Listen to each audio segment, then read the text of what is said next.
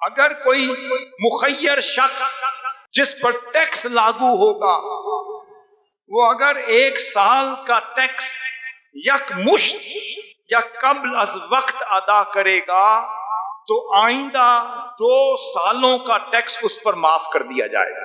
دوسرا پوائنٹ، وہ جو پچھلے 7 سالوں میں جو ٹیکس دیتے رہے ہوں گے ان سے قحط سالی کے 7 سالوں میں کوئی ٹیکس نہیں لیا جائے گا۔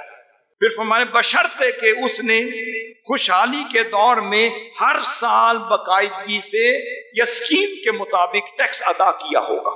پھر فرمانے لگے کہ جو کوئی حکومت کو ٹیکس کے علاوہ 20% 20% اگر ادا کرے گا تو قحط سالی کے 7 سالوں میں اس کی جمع کرائی ہوئی رقم کے عوض اوریجنل قیمت پر اسے گندم دی جائے گی۔